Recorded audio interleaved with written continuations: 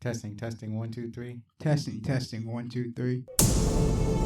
You are now listening to the Backlook Cinema Podcast with Zach and Zoe. Thank you for joining us as we talk about the movies of yesteryear. You can reach us on Instagram, Facebook, or Twitter by searching for Backlook Cinema. Check our show notes for more info, and now, let's get it in. Hi, this is Zach. And this is Zoe, and welcome to the Backlook Cinema Podcast with Zach and Zoe. And this is the 25th episode of this illustrious show. And the reason we started this show was to strengthen our bond between I, Zoe, and my son, Zach. Now, that was a huge pause. See, that's what I'm talking about. Just totally forget what I'm supposed to say. I forgot who I was. You're very horrible. That's all I can say. So we watched movies that I loved when I was growing up in the 70s, 80s, and 90s. And we get Zach's impression on these great movies. You can also get t-shirts, hoodies, mugs, face masks, and a bunch of other items at our website, backlookcinema.com. Please follow us on Instagram, Twitter, and other socials.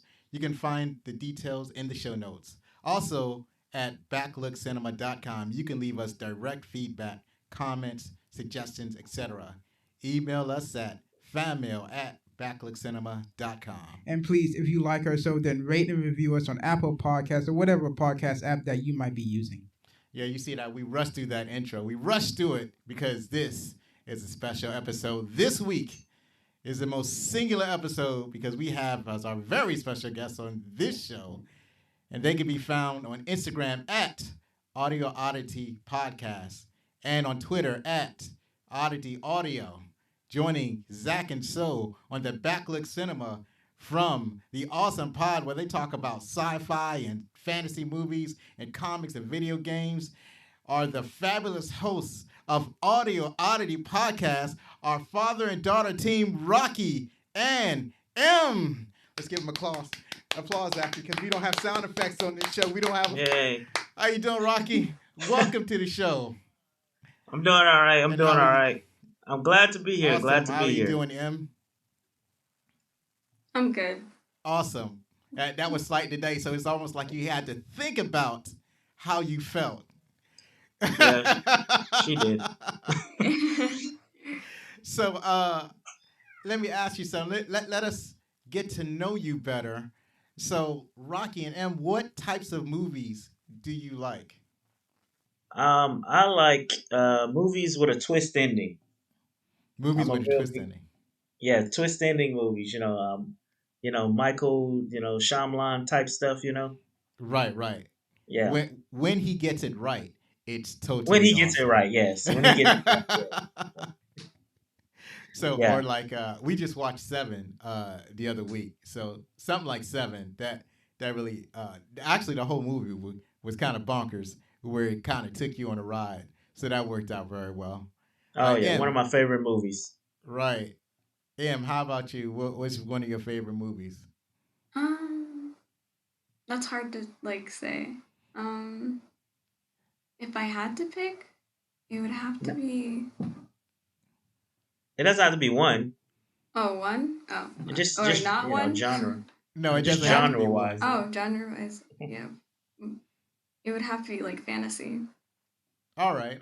Oh, so the movie we're going to talk about sounds like it's right up your alley. Yeah, so me and Zachary, we like action adventure movies. Like Zach, tell him the types of movie you like. What do you mean?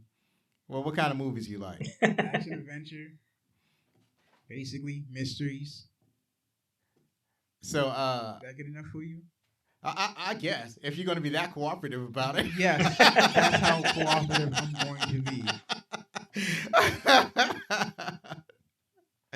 So,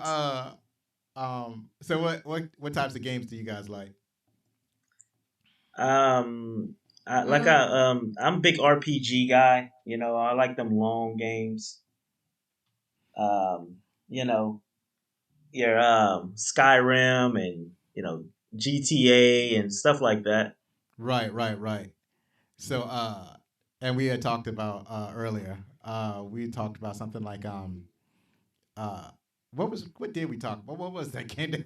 Death That could- Stranding. Death Stranding. Yeah, right, Death right. Stranding. Yeah. All right, something long like that. Yeah, yeah. I never played Death Stranding. I talked to a couple people about it, and they were just like, kind of like mixed emotions on it. And one guy actually called it a FedEx simulator, and I was like, okay, I'm out.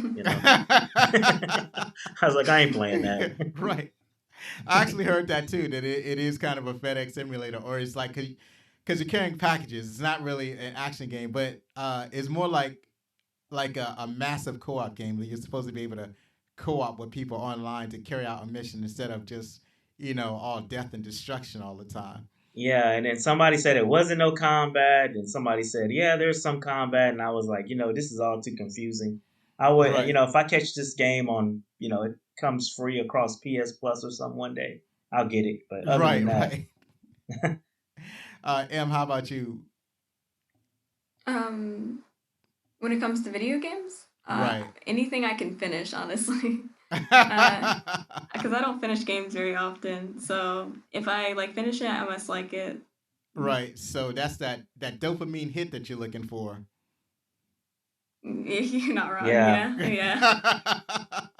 It's like, yes, I did it. I defeated the dragon that I spent 6 weeks trying to fight. When I was growing up, you really didn't have that many opportunities to get new games. Like, you'd be lucky if you get one new game a month. That's what happens when you're poor, and they were never on sale. So you get a game, you might as well finish it because you ain't got nothing else to play. And people were crying about game prices. It was a couple of months ago, I think, when they heard PlayStation was going up to $69.99, I think. Right. And I remember my dad paid $85, $90 for Street Fighter 2 on Super Nintendo. Right. And that was the regular price. It was Right. the common price of it back then. And then if you don't want it, you could just wait a few months. You can wait 6 months, and those Yeah, they always have sales and all that. Yeah.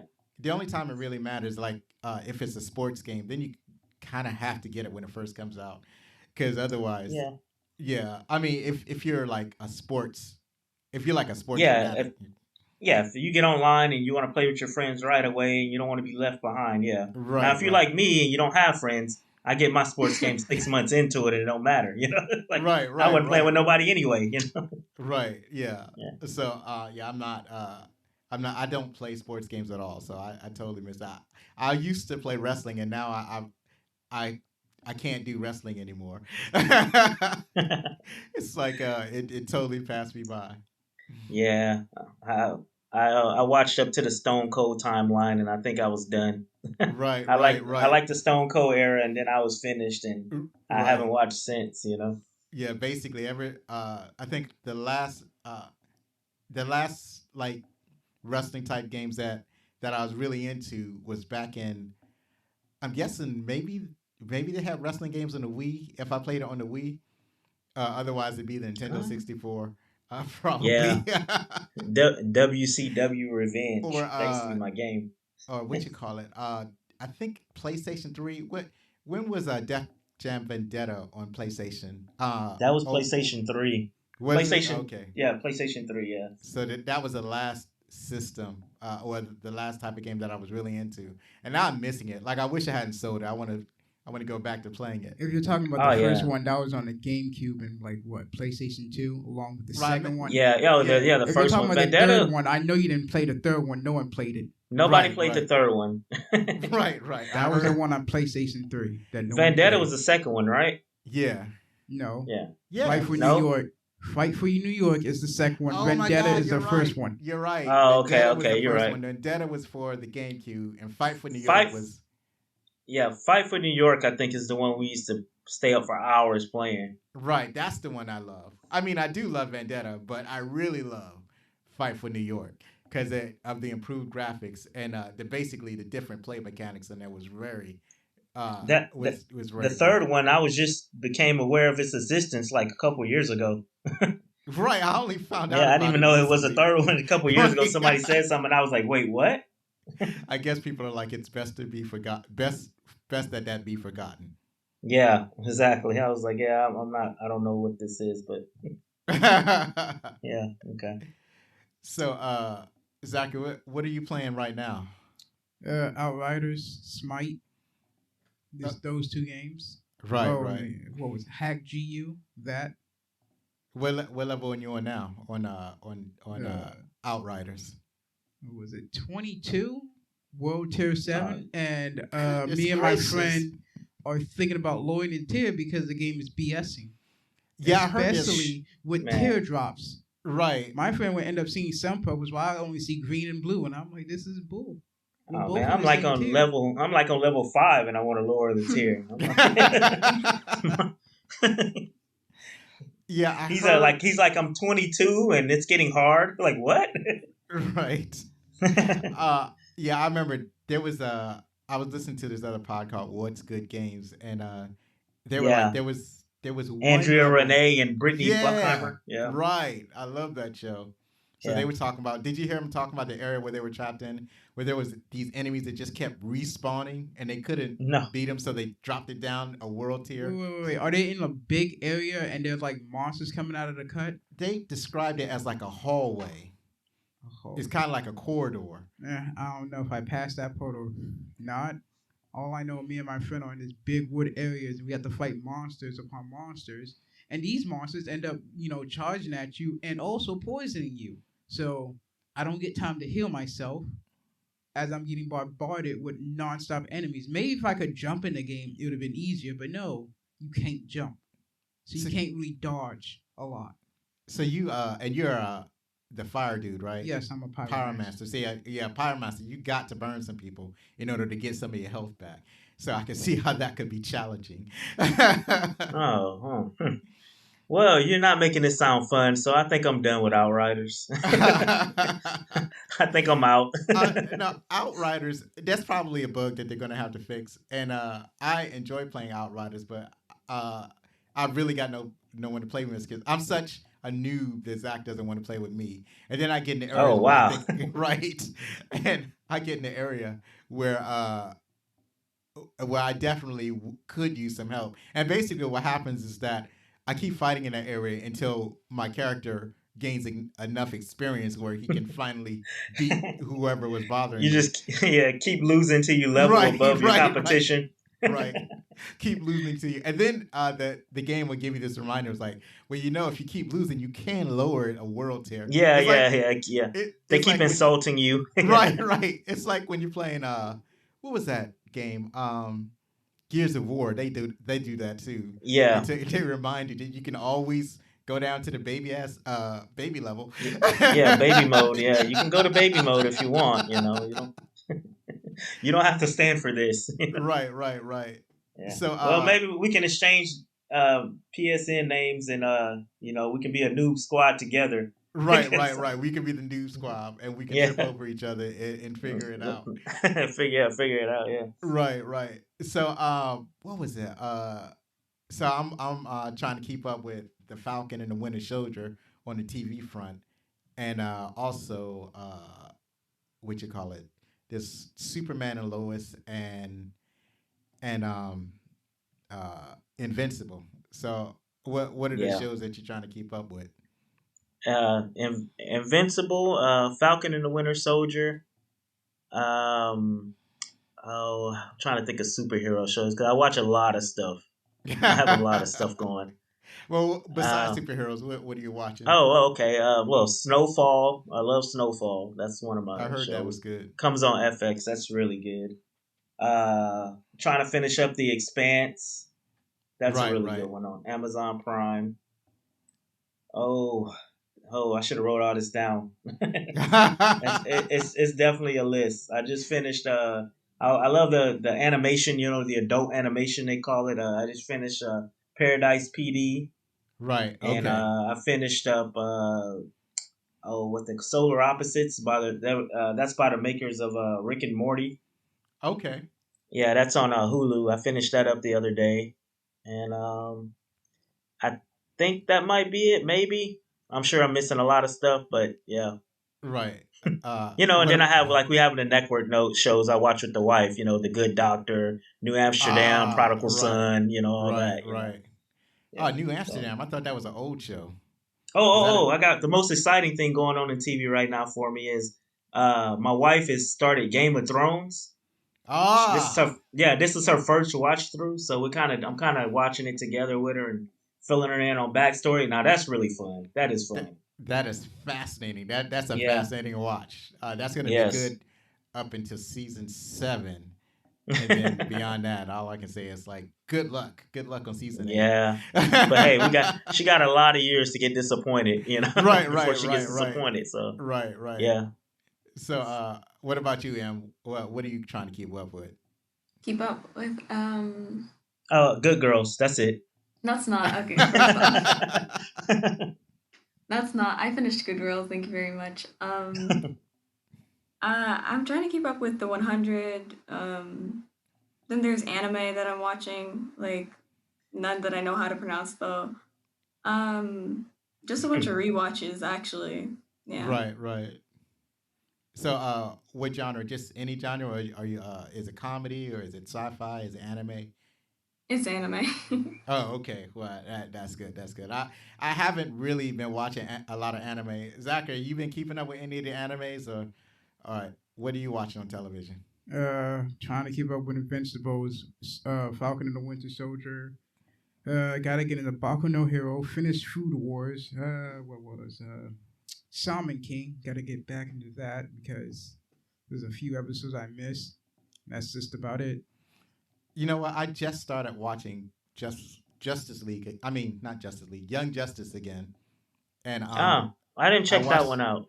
Right. So yeah, I only started watching it because I had watched it when it originally aired, and then later on, the what you call it, they had stopped at season 2. Was it 2, Zachary?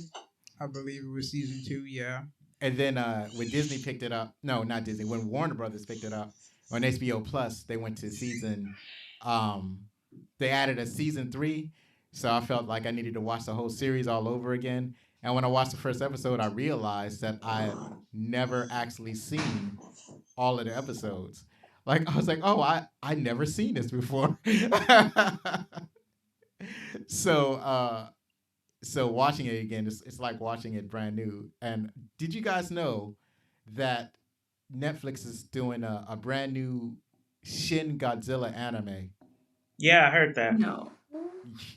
Oh, did you hear that they're gonna be doing a Gundam movie? Yes. No. Is it anime? I posted Yes, it's that. anime. Yes. Yeah, and I was like, oh, Yeah. I'm excited, but I'm also gonna get disappointed. Like Well- on one hand, it's the director who did Kong Skull Island, but on the other hand, it's Netflix.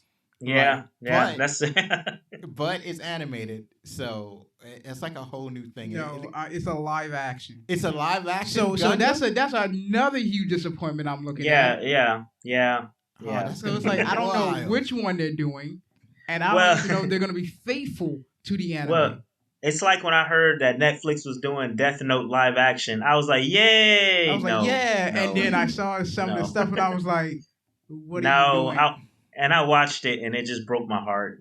Yeah. Oh, I couldn't watch it. I was like, I don't feel like Yeah. being disappointed today. Don't ever watch it. Just don't do it. Oh, Don't I do heard it. reviews, and I was like, yeah. So you're telling me it's you so didn't bad. even follow the material? It's You so just bad. And I told me- watched I watched Death Note in all forms. I didn't see the Japanese ones, the live action, ones out of Japan, all that. And it's like y'all had so much source material to get this right, and y'all still messed it up. That I just is couldn't believe it. heartbreaking. Yeah, well, it was heartbreaking. It was.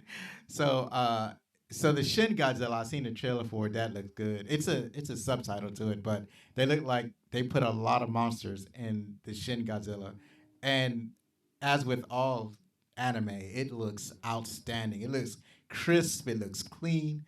It's you just gotta enjoy reading subtitles. They might have a dub version, but I had seen a dub trailer. I Yeah. wonder if they're gonna do something that they couldn't do in 2016, which was go through the other phases. I've read about that Godzilla have other phases. I'm not Yeah. into Godzilla having different phases. So Have they approached any of that in any media they put Godzilla in? I mean, like, far as TV or movie? Well, I mean, with the Shin Godzilla, that was the whole point of it evolving. Yeah. Making it, and the whole thing was supposed to make its own universe or whatever, and become Yeah. this yeah, I think that's too biggest much for me. Godzilla. because I seen a video on YouTube about the different forms of Shin Godzilla, and at Yeah. some point he becomes like a human version, like a humanoid thing, and then later on he becomes like he creates a brand new universe, and I'm like, wow, that's too much. Yeah, they're getting too deep now. Yeah. Right. So, what was that? It was another question on the tip of my tongue, but I believe I have totally lost it. You'll be fine. So we're going to skip that unasked question because I have no memory of it. I think, Zachary, we should go ahead and talk about the movie we watch. Yeah, the movie we watched. What was it? Willow. Willow. Yeah, Willow. Tell us about Willow. Willow, a small farmer apprentice magician, meets Madmortigan, a great swordsman, and together they journey through a war-torn land of magic and monsters to save a baby princess from death at the hands of an evil queen. All right. I didn't watch that. That, of course, came from IMDb. It's been too long since I've seen Willow, so I couldn't create such an elegant description of this movie. It was released on May 20th, 1988 by MGN. It grossed over $57 million in the U.S. and Canada on a $35 million budget, and it had mixed reviews. That's about right. I concur. You know what? I didn't mark any of this. So, Zachary, do me a favor and start us off, and then we'll be alternating starring peoples. All right. So Warwick Davis, he played Willow Ufgood. Ufgood. It was good. He was in Harry Potter and the Deathly Hallows Part 2, The Hitchhiker's Guide to the Galaxy, Rey, Star Wars Episode 6, Return of the Jedi, and Labyrinth. Yeah, as you can see, this is a reading lesson for the both of us. Yeah. So yeah, he's been in all of those movies, usually in disguise. Yeah. But He also played an Ewok. Yeah, that was the Star Wars Episode 6. He was, and we're going to get into. There's actually a connection between him playing the Ewok and him being in this movie Willow. Yes, I know the George story. Lucas. Yes. Right. I'm pretty sure it's because of George Lucas. Yeah. Yes. It's always because of George Lucas. That's it. So, that whole the whole 80s was George Lucas. No, I don't Everything know. he touched was gold. In the 80s, yeah. Yeah, in the 80s, yeah. Later on, his power started to weaken. Oh yeah. No, we're talking in the 80s though. Right. He was the man. Yeah. So Val Kilmer, he played Madmortigan. He was in Top Gun, The Doors, The Saint, Tombstone, Heat, and Knight Rider in 2009. And he was hot fire back in the day. Go ahead. He played Batman, didn't he? Yeah, he was one of the Batmen. Yeah. He played Batman for like 2 movies. I think it was one movie. And then I think George Clooney took over. I don't know. I get confused with the timeline. I think it was the one before Batman and Robin, and then George Clooney was Batman and Robin, right? I think that's how it went. Yeah. What is this? Joanne Whalley? That's good enough. Okay, she was playing Sorsha. Okay, I'll buy that.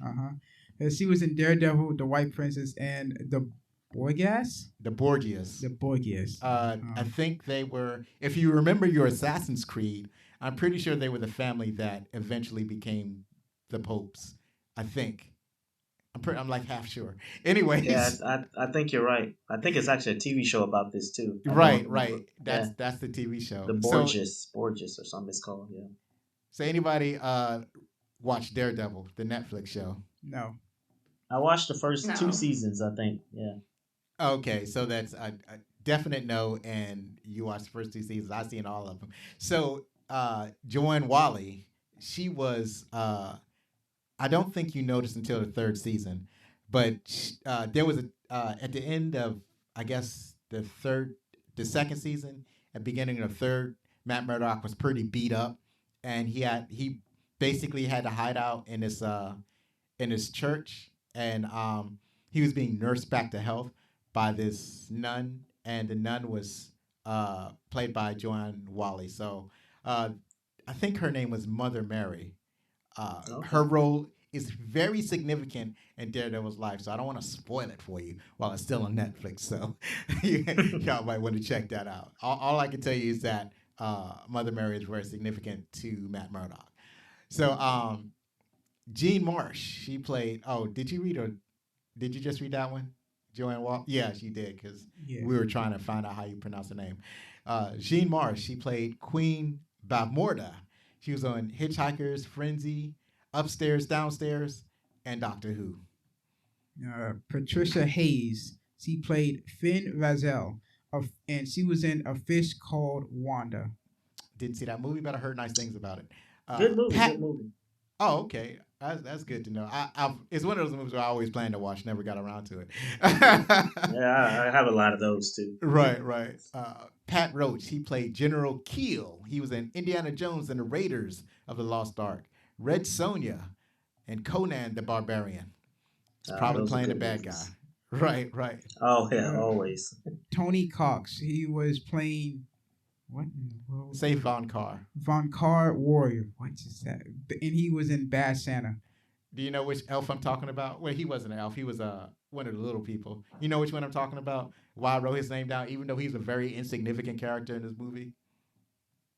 If I remember, I think I've seen his face before. Yeah, of course you've seen it. He's been in a bunch of movies.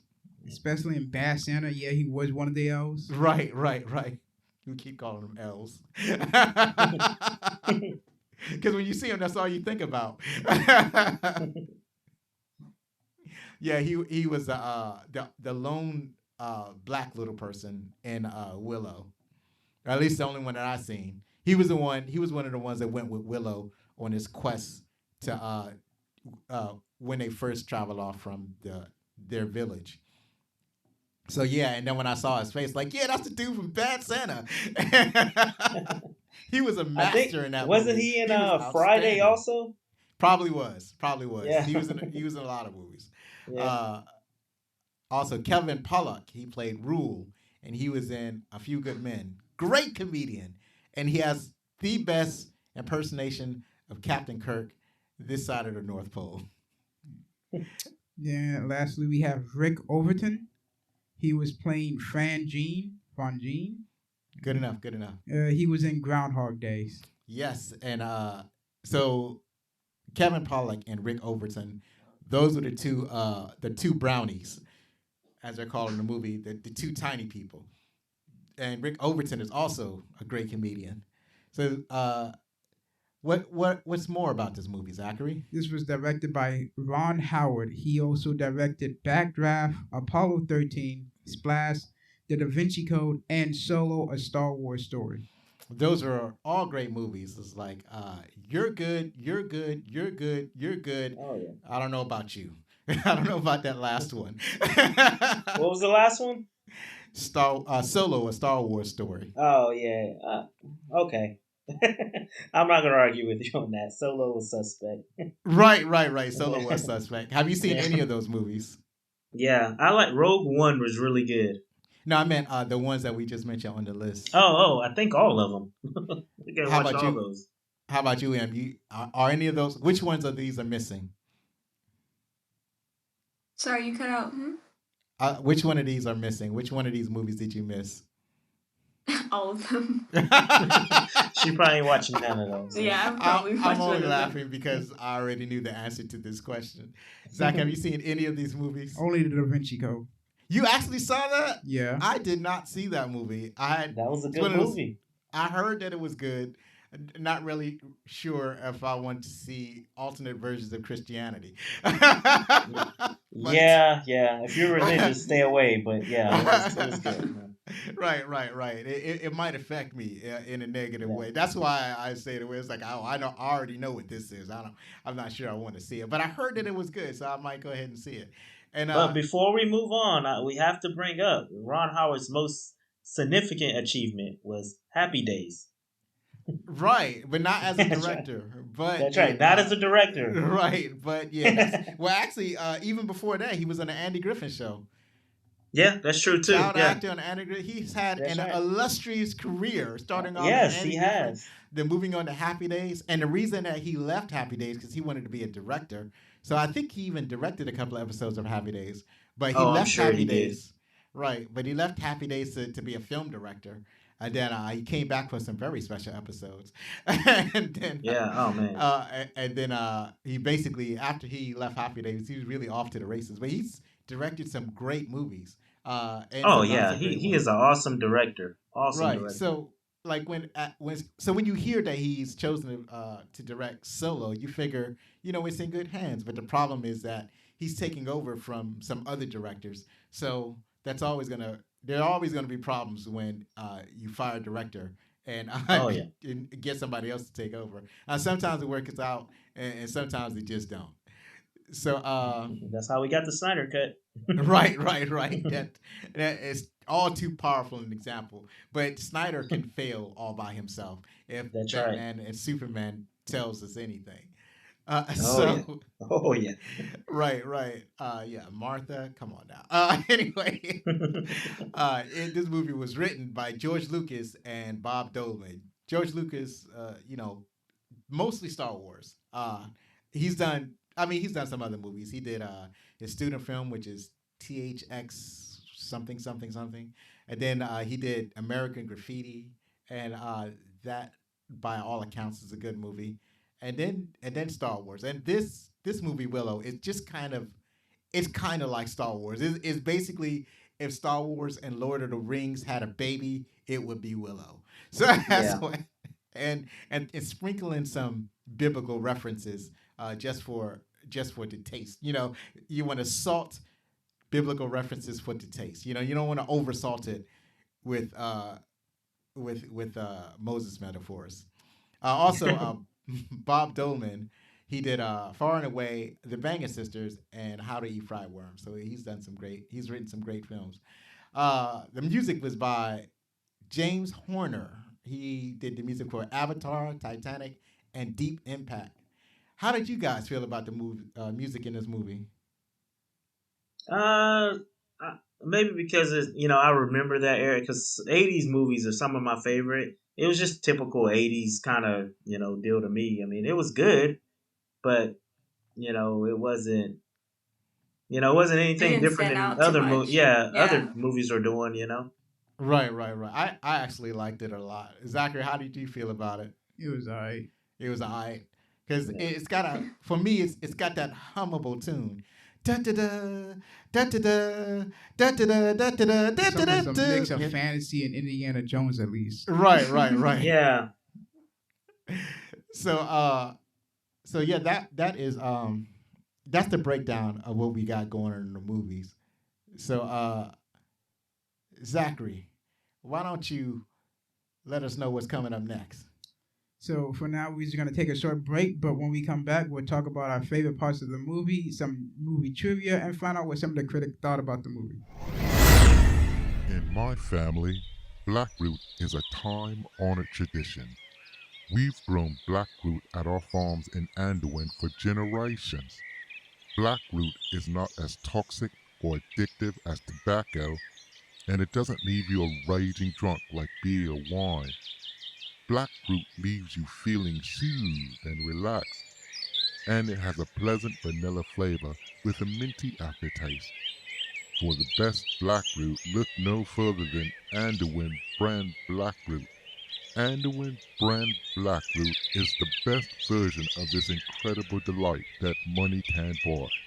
Andowyne brand blackroot is available everywhere in the western continent of Andowyne. Warning, Andowyne brand blackroot is not available for children 2 years and younger. We hope that you're enjoying the show with our special guests from the Oddity Podcast. You can catch Audio Oddity every Sunday wherever you listen to podcasts. Now, back to the show. And we're back. Thank you for sticking with us on this episode of the Backlook Cinema Podcast, where we talk about Willow, where we have our auspicious guests from the Audio Oddity Podcast, Rocky and M. So, we're going to get into the trivia of the matter. I had sent a paper or whatever, my notes for this episode. I don't suppose you got those, did you? Yes, I did. Hold on, I will open it up. I was gonna say, are you sure you want to do the trivia now? Because What did we miss? the favorite parts, you know, That's right. you're horrible. So while Rocky You're jumping ahead. is pulling up the trivia, we get to talk about our favorite parts of the movie. Thank you, Zachary. Of course, I would forget the important things. You're just too horrible. So, Zachary, what did you think about Willow?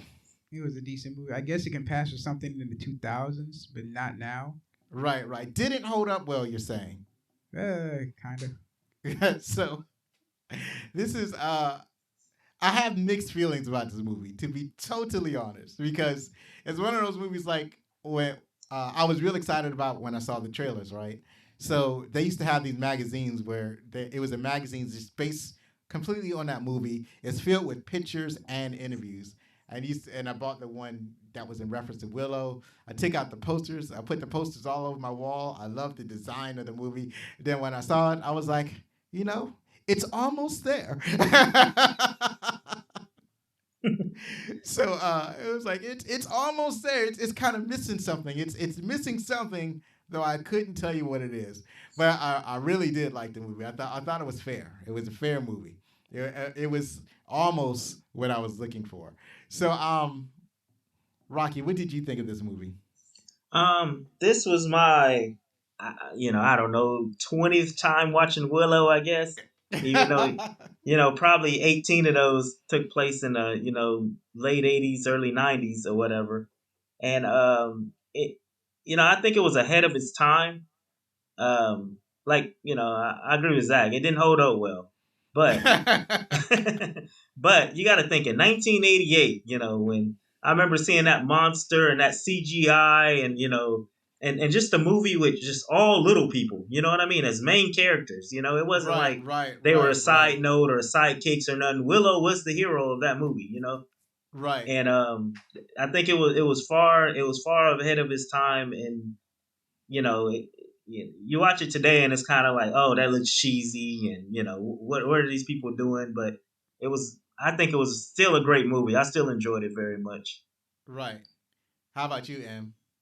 I really liked the movie. Like, I agreed with the fact it didn't really hold up well, like in the 2021. But watching it, I think it deserved its length and time. Like, normally I don't watch movies that are 2 hours, but in this case I did, and I enjoyed it.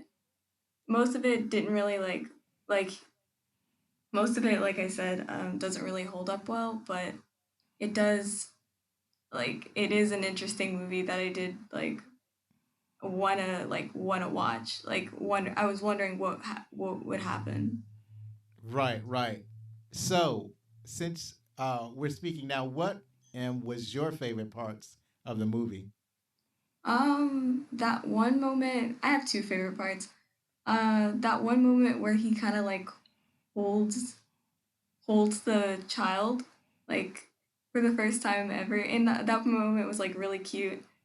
And my second favorite part is when they were both bending down to get the acorns, and he's like the acorns don't really tell me anything. So he's like, do you have any love for this child? And he's like, yeah, I do. Oh, you mean the bones, the little bones that he threw? Yeah, bones. Right. Oh, yeah, you're right. And then after he admitted that he had love for the child, then the wizard stood up and was like, we need to go on a quest or whatever. Yeah, exactly. Right. So, so those were some charming parts. So, Zachary, what were your favorite parts of this movie? When they first ran into Madmortigan, I think that's his name. Yes, Madmortigan. When they first ran into him, he wanted water, but they didn't give him any until it was just only two of them left with the baby. And after they saw this army come passing by, like, oh yeah, just give it to a woman. We're about to head into war. We can't take care of the baby. You just keep going, whatever. Like, oh hey, Madmortigan, I see you're finally caught in the cage. I guess you're finally where you belong. See ya. Like, okay, wow. Yeah. That whole conversation was neat. Let's see. When the two of them, what were they called? Pikes? pigs, something like that. That was the shorter animal, Mumbo and Jumbo. No. You're talking about what Willow and Willow was, yeah. Oh, See, Willow. Oh, okay. Pex Yeah, was the derogatory term. Yeah, that was everybody would call them, but I can't remember what they're actually called. But Pex was the derogatory form of what they're called. Yeah, and they're walking through the forest. They're getting attacked by brownies. Right. Again, this is a weird name. And then one of them talking about I stole the baby. I'm like, what? You stole the baby? I was like, you're telling me he had that baby for only a few moments, and you somehow took it from him. Right. Yeah. That is horrible skills. Then there's a part where they're in this bar, and then they run into Madmortigan again, and he's dressing up as a woman just to avoid the wife that he slept with husband. Right. Yeah. Right. And then when the opposing army comes in, and they're like, "Oh yeah, we found the baby." And then it's like, well, here's another thing. I want you to meet this other guy, and he reveals himself to be a man.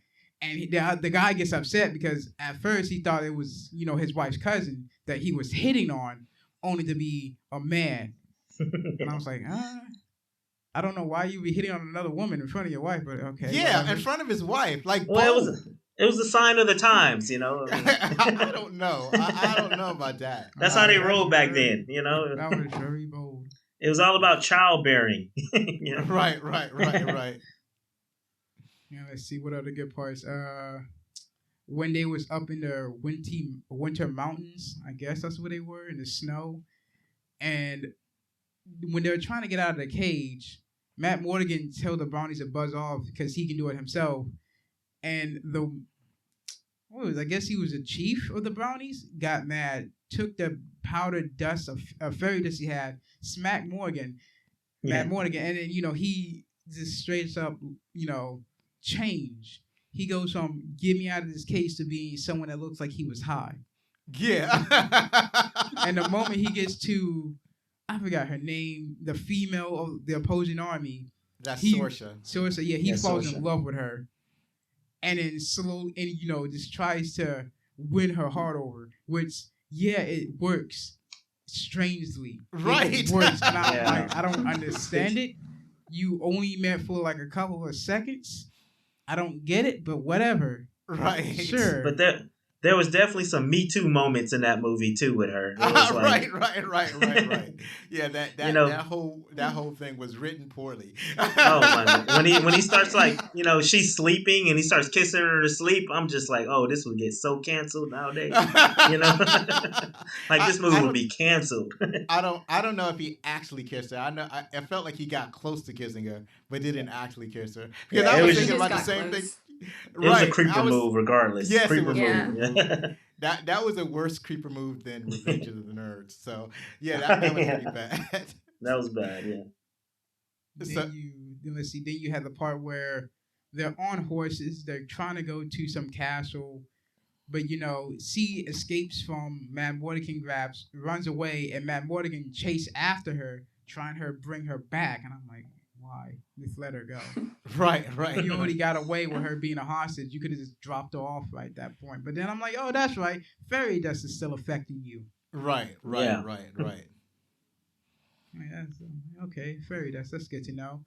Then I guess the first fight where they're in, it's like the third fight, I guess, where they're at the castle, and it's just Willow, Madmortigan, the baby, trying to set up a defense in this one big castle against, what is it? Yeah, an army. Yeah. The army. I'm like, yeah, good luck with that. Yeah. Right. But that was a great battle. That was pretty good. That's my favorite part of the movie, was that battle. Well, and then the last battle they did, that was also good. And because Madmortigan avenged his frenemy, I guess that's what he was to him. I don't know. Yeah, frenemy is an excellent description. He's like, okay, I'll get revenge for you, buddy, even though I said I wanted to, cut your head off or whatever. He was just mad. Yeah. Got his revenge for his frenemy. Willow did his magic trick that he did back at home. and somehow the witch died. I don't know how that happened.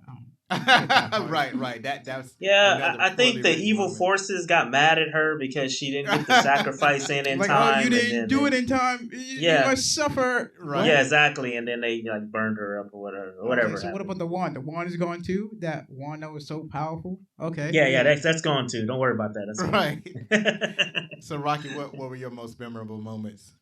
Yeah, that whole battle at the castle where everybody was stoned when they get there. Just that whole sequence with the troll and Willow actually he actually fights for the first time, kind of comes into his own. Right. And that whole thing, and then they got Madmortigan riding the monster, and killing him, and that whole thing. That's my favorite part of the movie. Right. Always has Right. been, That is also my favorite part. That the two-headed monster was way impressive, and and Willow basically is really bad at magic. But I like the way they express just how bad he was. You know what I think about Yeah. it? Did he only really have 3 acorns? He had 3 acorns. Yeah, He 3 wasted acorns. one of them. He dropped wasted one on the one of them. bridge when he was And then fighting the the only troll. other one that he used at the end of the movie against the woman. So he could have used an acorn against the two-headed sea monster that he created by accident. Yeah, exactly. Yeah. Exactly. Oh, another He funny was- part when he kept trying to turn I can't even think of her name, the good witch, back into Right. human, and he just Yeah. keeps Right. turning her into different animals. It's like that was pretty good too. Yeah, there's some interesting trivia about that too.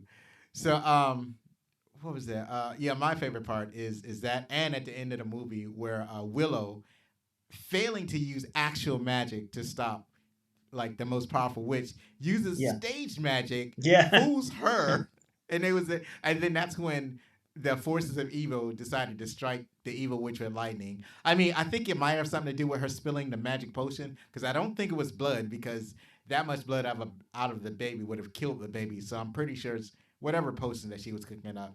So she knocked over the potion, and she was in, I guess, the magic spot. I don't know. I don't know why she was destroyed, but Willow was able to, what do you call it? He was able to stall her to allow the evil forces to destroy her. This could have gone over through a couple of rewrites. Yeah, well, Yeah, the whole, because I've seen movies like, especially like the whole falling in love thing. So the falling in love thing was kind of a bother because I've seen movies where like something like that happens, but there's a reason for it. There's a reason why. Yeah. Why the somebody will switch sides because of love. Maybe because they were already in love already, and it's more like a Romeo and Juliet situation, or maybe because this is somebody who saved her life, and it's just kind of corny, but it's better than what happened in Willow. So, Yeah. See, that was just that came out of just kind of nowhere. Way too fast. Right. She was fascinated with him after. I mean, and after not he only hit that, her. and not only that, she was the the evil queen's daughter. You know what I Right. mean? Like she And wasn't she just was- like a common warrior. Right. She was in the trenches of evilness. Right, and she Yeah. loved it. She Yeah, was like, like she I was don't happy. I don't need this dude. I can find it myself. Or maybe Right. it was because she was secretly good. Maybe. But see, that's not written in there, so we can't really infer that. It's just No, because she does nothing before that to indicate that she has a heart. Nothing. Right, so, right. So yeah, but just a couple of rewinds. This movie deserves a remake. It does. It really does. They need, It does. They need to do the whole thing, and then they need to cast the little people like they did. They didn't cheat like they did in Lord of the Rings. They got actual little people. Which actual is little awesome. people. Yeah, Right. a whole village of them. right. An entire village of little people. They had their own society. Yeah. It was awesome. And So, the movie is kind of dark with the dogs attacking the little people. I thought that was a little dark. kinda Right. To It me, got- and there were some things about the dogs that kind of bothered me. That we Are you get sure those were into. dogs? They didn't look like dogs to me. or Yeah, wild pigs or whatever they were. Not wild pigs. What were they? I don't even know what they were. They called them dog-like dogs. beings. They called them dogs. Like when Yeah, the queen yeah. says- she says sick the dogs in them, and that's just what evil dogs look like. They can't be cute because if they're Yeah. cute, they're not threatening. So they have to look horrible with rat tails. So they were dogs with rat. But there were some things like on behind the scenes that kind of bothered me about the dogs. So we'll get into that. We'll get into that, the trivia. Anybody else got any more comments on the movie itself, on what they saw? Nope. No, I'm good. Well, thank No? you. Okay, let us continue. So, trivia, as always, provided by IMDb, because that is as hard as I am willing to work for this show. Zachary, please start us off. According to Warwick Davis, the film had the largest ever casting call for little people at the time. Between 225 and 240 actors were hired for the film. Yeah, it looked like it. Warwick Davis was only 17 years old during the shooting. I did not know that. When I watched this movie, I could have sworn that he was 25. Yeah. And that the Yeah, woman who I played think his wife, I think they made him look a little aged. I They don't aged know. him up a bit. And it looked like the woman that played his wife was 40. Oh yeah, she was an easy 40. Yeah. All right, go ahead. George Lucas specifically wrote this film for Warwick Davis after meeting him on the set of Star Wars Episode 6, Return of the Jedi, that came out in 1983. He said, "You know what? You're doing a pretty good job in those costumes. I want to give you a movie." Yeah, really. Nobody can see you or your expression, but you're really yeah. emoting as oh, excuse me, hold on a second. I had some air bubbles. You're really emoting as Wicket. He played Wicket the Ewok. Yeah. You're really emoting as Wicket well. All right, so the Devil Dogs were actually Rottweilers in rubber masks and suits. I can see them wearing suits. I kind of had a hard time with them putting masks on dogs. Yeah, that had to be hard, man. That's why I was like, oh my God, how could you put a mask on a dog? I mean, it looks good in the movie. It's actually convincing, but oh my God, those poor dogs. I'm sounding like a Karen. Yeah. So, go ahead, Zach. This was the first feature film to use the morphing process developed by industries Light and Magic. Oh my God, that word is industrial. Oh, industrial. Yeah. So, are you guys familiar with the morphing technology? Yes, I am, but I'm pretty sure M isn't. No. So, you and M, well, for you it'd be a rewatch. Zachary, this is your homework assignment. You guys go watch the Michael Jackson video, Black and Think White. about it. It's a great song. It's a song we all love. It's a song that he sang about racial unity, I guess. Is this the one where he morphed into a tiger or something? At the end, I think. Yeah, at the end of that video. Yeah. But yeah, that's when most people got to see the morphing process. So in that video, you see different people changing into different other people, like different races of people morph into different other races. So you see a black man morph into a black woman, morph into a Chinese man, and so on. So that's when you got to see the morphing process. In Willow, you saw when he was going through all of the animals trying to get her to get human again. Yeah. He was going through all of the animals. It was like he was going to Noah's Ark her until he got back to human. But that really worked out well. So the large group of pigs outside of the castle continuously tried mating. Buckets of cold water were used to separate them. Val Kilmer was getting out of his... Oh, you know what? That's supposed to be the next one, but I'm going to read it anyway. This is poorly edited. As Val Kilmer was getting out of his crow cage between takes, the chain snapped and the cage came down on his foot. His resulting limp is evidenced during the scene in which Madmortigan and Willow arrive opposite of Friend Rizel's island. That's gotta hurt. So that was really. Right. 2 pieces of trivia in one. That's the thing with the pigs. They're trying to get it on, and Val Kilmer hurting his foot. Val Kilmer has first billing instead of Warwick Davis. Writer/producer George Lucas felt that wasn't fair since Davis played the title role, and has the most screen time. James Horner's scores was frequently used in the theatrical trailer in the 80s and 90s, carrying a $10,000 licensing fee from MGM and Lucasfilm. All right, that was also accidentally two pieces of trivia. Yeah, I figured that when I was trying to when it was nonsense. But Yeah, I was the funny. I was looking at the document and I was like, okay. I think Right. Yeah.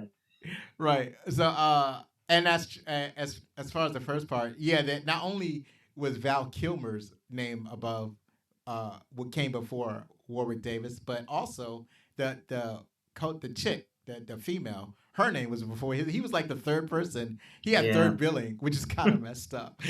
Being the name of the movie is Willow, you know. Right.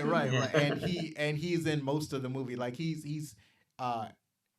has the most screen time of either of those two actors. So also the James Horner score. So basically, what in that part they're talking about how they use the score for Willow in trailers for other movies, which is I hadn't even thought about that. So I guess if you had a fantasy movie coming out and your score wasn't ready, you would use the score from Willow and pay George Lucas $10,000. That's an easy way to make a profit. Yeah, really. for Willow. So in preparation for this movie, Warwick Davis had to learn a modified accent, how to take care of a baby, how to ride a horse, how to sword fight, and how to perform magic. So just a homework assignment, really. Go ahead, Zach. Joanne Whaley accidentally stuck her sword in a stuntman's foot while sticking the sword into the ground at the tavern. That sounds fun. Yeah, this, ladies and gentlemen, is what we in the military call weapon discipline. Or right? You just be careful where you point the pointy end of the stick. A lot of mishaps that cause people pain on this movie. And people think acting is easy. It is not. It's apparently a contact sport. Right. According to press kits and subsequent novels, the two-headed dragon was named Urbosis, a reference to, get this, Zachary. Zachary would get this more than anybody. What? A reference to Gene Siskel and Robert Ebert. The word does not occur in the film, but made its way into some reviews. And I agree. That was Gene Siskel and Roger Ebert. And I have a love-hate relationship with each of them. So go on, Zach. The 6-month-old twin playing Elora Dana were too young to have a full head of hair, of course. They would wear a wig which had applied using syrup, as normal wig advisors would be too harsh for the adhesive. Would be too harsh for the baby's skin. Because of the slow production during filming, the baby outgrew the props and the baby carrier that Willow had on his back. So they needed a new baby quickly. The second assistant director, Gregory Toomey? That's Gary. Gary Toomey recommended his newborn niece, Rebecca Bierman. Although she was never credited, the scene where the baby is sick on Burgle Cut was not written into the script. Willow walked with a limp, which gave Rebecca motion sickness. When she was lifted up, she threw up over his head, and it was so funny they kept it in the film. That was priceless. It didn't even look great. It looked fake to me. I didn't even know that was. Yeah, from the angle it was shot at, it looked fake. But then it's like, oh no. She actually did puked on. I was like, ooh. No, she was really sick. It was funny, right? Because in the wasn't that the part of the movie where he said the baby was sick? Yeah, he's like, hold on, I gotta stop. The baby is sick. Yeah, no, she's not. Let me see. But right. Yeah. Okay, that was part of the story. No, apparently not. Yeah, and the baby was sick, and it was sick for real. Now that baby was dedicated. Right. That baby was a method actor. Yeah, method actor. Not only that, but it's like when they Daniel Day-Lewis of babies. Right. And then when they needed a new baby, Gary was like, "That's all right. I got something. My sister just had a baby. Could you imagine? Come on, we got this. Let me borrow your baby." Right. Like, your newborn newborn baby. Oh wait, no, she's too old. Hold up, wait, I got an idea. Yeah, Yo, Gary, really. didn't you get a new baby from your sister? Right. Yeah, man. Let Let me bring her in. Ah, perfect. It's like nothing changed. No one would tell. Right. Yeah, let's glue this syrup wig on her skull because she doesn't have any hair. I think people will notice. Nah, too good to notice. In 2020, over 30 years after the movie's release, Ron Howard announced that Willow would be finally getting a sequel in the form of a series of for Disney Plus, and that the sequel series would be set many years after the movie. It is speculated Warwick Davis will return as Willow Ufgood. However, it's uncertain if Val Kilmer will return as Madmortigan due to the actor suffering from throat cancer. It's rumored and speculated that Elora Danan will return as an adult. Aaron Kellyman as Dove. Oh, the reason I wrote that is that if you're watching The Falcon and the Winter Soldier, Aaron Kellyman is the one that's playing the main bad guy, Flag Smasher. Well, in the comics, she's Flag Smasher, but I forgot what her name is on the show. But she's like the main terrorist person. So she's going to be in the Willow. I looked on IMDb, and it looks like Warwick Davis will, in fact, return for Willow. So we're getting a Willow sequel, everybody. It's going to be a TV series. Can we please I will be there. Movies a sequel, please? What'd you say, Zachary? Can we stop giving movies that are like years old a sequel that don't need a sequel? Like, but this needs a sequel. Like Looney Tunes. Now Cyborg and Lava Girl, they don't need no sequel. Yeah. Now you get Willow. Willow is the old wizard now. He's the old wizard. That's right. You bring in a new Willow, a new little guy, and right. I can see it. I can see it. I'll be there. I'll be watching. Right. So Zachary, I take it you're not down to clown. Nah. Man. What about you, Emma? Are you planning on watching this brand new version of Willow? I'm interested, so yeah, probably. All right. Oh, she's watching. We need content. So we're gonna keep our eyes on the news and see what happens with this show with Disney Plus. So let's run on down to see what the critics think. Am I missing anything, Zach?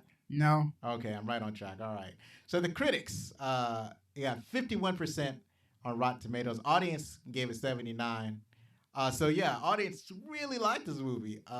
IMDb gave it 7.3 out of 10. So audiences enjoyed this movie. Critics were like, So one of those critics was Gene Sisco. Tell us what he thought. Yeah, Gene Sisco from Chicago Tribune.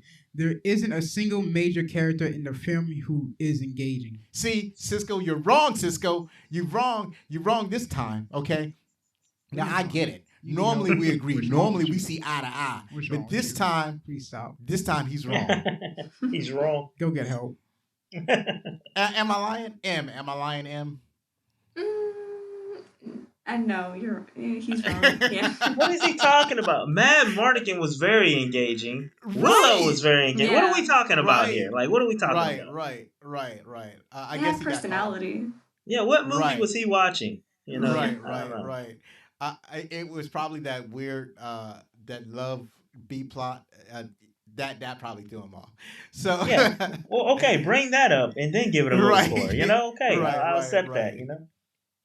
Sheila Benson of the Los Angeles Times. If it evaporates from memory with the airness of a bubble bath, at least it leaves a friendly glow and a sense of magical world lovingly invoked. So I skipped what? a few letters. I think that she was saying that she liked it, but it was forgettable. So it's not an entirely positive review. See, I try to stack them between positive and negative reviews.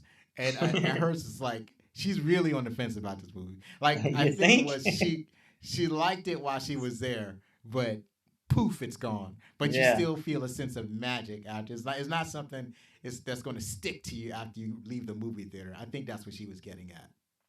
Wow. So, obviously, Rocky had an impression on you because you watched it. This is like your 20th viewing. So. Yeah, I know. I don't know what she's talking about. Right. Go on, Zachary. James, what in the world is this name? Let me try. Yeah, you go ahead. Borodinelli. Yeah, so let's go with that. Berardinelli. From Real Views. Willow feels like the kind of movie that might have worked considerably better on printed page. So yes, he's saying basically been better as a book. Yeah, that's what. And all movies are better as a book. So that's not really saying anything. Well, now that he brought that up, Willow actually continued on in like some novels. I think it was like 3 of them. Yeah, I heard about that's that. written I did read after about this. that. Yeah, I read so, they had those in the trivia. Well, I didn't include those, but yeah, they did continue the stories. But a lot of movies are continued as books. Star Wars, for example, they was like, yeah, we're gonna write all of these books, and it's all gonna count. And then Disney buys Star Wars, like, you know what? yeah. These books don't count no more. Well, yeah, those books that you bought. Nah, yeah, they don't yeah, count. yeah. What I heard about that deal was that Lucas told him you can write any book after, I think it was the last 6. You can write any book after 6, but nothing before 4 because I have that written already. Right, and right. everything after 6 at one time they were making certain things canon, and then Disney bought it, erased history, and here we are. Right. So yeah. So Kathy Burke, the United Press International. The world may not need yet another swashbuckling epic adventure, but one with so much heart and soul and fantasy surely is a welcome addition. Yes, Kathy Burke's Get It. Thoughts? There you go. Yeah. Finally. That is true. I think Kathy Burke understands where we're coming from on this podcast. Well, she hit it, right? It didn't need another one. You know why it didn't need another one? Because I think 2 years prior to this, we had got The Labyrinth with David Bowie. Right. And I love The Labyrinth. I think, didn't I make y'all watch The Labyrinth the other day, like a couple weeks back? Labyrinth? That's the one with David Bowie dancing, and I don't know, maybe it was your sister. It's probably your sister. It's probably my sister. Yeah, but we watched The Labyrinth. The kids love The Labyrinth. So I didn't really need Willow in my life in 1988. I was about 4 years old. I had The Labyrinth. We walk around singing Dance Magic Dance. We didn't need more fantasy. The Labyrinth was enough fantasy. But here comes Willow, and it was great. Everybody loved it. So right. She hit that on the head. Yeah, I enjoy fantasy myself. I kind of watched The Legend. I don't know if I watched it from beginning to end, but as soon as the devil character came, it was the devil character in that movie? Or wait, I'm thinking something else. Which one, The Labyrinth? Yeah. I know in one of those fantasy movies, there was like a devil character. It's like a red dude with enormous horns coming out of his head. And but if it wasn't Labyrinth, then it had to have been something else. Yeah, I feel like Tim Burton was a part of it. Say what exactly? Probably Tim Burton was a part of it. No, it wasn't a Tim Burton movie. No. I'm trying to think. So now you got me thinking. So they're in another world. Is that right? Is a girl that she's in like a Wonderland or something? Yeah. Yeah, she gets transported and she has to make it through this labyrinth to save the baby she was babysitting, and it was a whole thing. The only thing I remember is that it was a girl, she was in another world, and David Bowie was... yeah, David Bowie, he's like the wizard. He's the king of the world, right, or whatever. Was he friendly, or was he like really antagonistic? A little both. Ah, right. Yeah, it seemed like yeah. You know what? I think I know what movie I'm thinking of. It is Legend. I think that's with Tom Cruise. Legend? I don't know if I've seen yeah. Look that up. Zachary, look up Legend real quick. 1985. Let's see. Yeah, you're right. It was Legend. So, is there a picture of a dude with a? Yeah, it's a devil character. Yeah. Right. I've never seen this movie. Though. All right. So in that movie, I don't know how good it is, but as soon as I saw the devil character, I was like, oh, I'm out. I don't need to see this. Yeah, I believe the character was called Darkness. Oh, okay. Played by Tim Curry. Right. So they did there was an ad that I just watched on YouTube, and it had a very similar devil character on the YouTube video. and I'm trying to think what it was advertising. It was advertising some kind of internet service because and the devil character was in like a mobile service HR, and how he was talking to HR how about they was going to raise the price when customers complain and stuff like that. And so there was and so the idea is that, you know, the cable service providers are the devil. You should go with this other service provider. Okay. So yeah. So it was All very right. funny. It was a red dude with enormous black horns. It was both terrifying and thrilling at the same time, and funny. So man, this was a great episode. We talked about a fairly good movie. I don't want to say it's a great movie. But Rocky thought it was great. I thought Em it was great. great. Right. So we're going to say it was a great movie because Rocky and Em thought it was great. Mhm. And I had a great time. Everybody had a great time? Yeah. Oh yeah. It was brilliant. Yes. Awesome. And thank you for having us. Thank Yeah, you for thank being you. a guest. Also, I think I found what you was looking for. What was I looking for? It was a Ryan Reynolds ad. Ryan Reynolds has a mobile phone company. Oh yeah, Mint Mobile. Right. Yeah. And that ad was for Mint Mobile. So Yeah, y'all Mint should look that Mobile. up because that's real funny. Yeah, I've seen those. So once again, I'd like to thank our guests Rocky and Em. Please check out their podcast, Audio Oddity. They're basically everywhere you listen to podcasts. And if you like their show and you're listening to it on Apple Podcasts, please write a review, give them 5 stars. You can also follow them on Instagram at Audio Oddity Podcast and on Twitter at Oddity Audio. I got it. I was able to get through that. You get it. You got it. And I want to say before we get out of here, Em, I hope you're paying attention. This is how you do a show. This man had documents. He sent me like a promo deal here. Like he had it all laid out. Like we recorded a show yesterday. Was it yesterday, Em? Yeah, yesterday. Yeah, it was yesterday. And it was literally like, you know, a few minutes before, like, Em, what are you going to talk about? Oh, I don't got nothing. Okay, you got an anime? I had Yeah. stuff. Then she's like, Thank you "Oh, very I'm much. watching this anime." Okay, boom, hit record. Here we go. You know, and that was Right, it. right, No right. document, nothing written down, nothing. You know, You One know day- what, that's- when we grow up as a podcast, we want to be just like you. Yeah.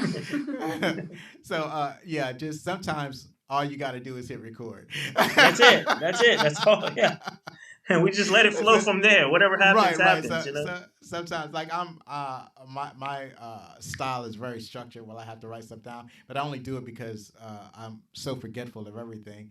But you know, you have that free flow style where you just off the top of your dome try to figure out what you're going to talk about. Talk about it for 45 minutes and you're done. So, however style you like do, you know, just however you like to get it in.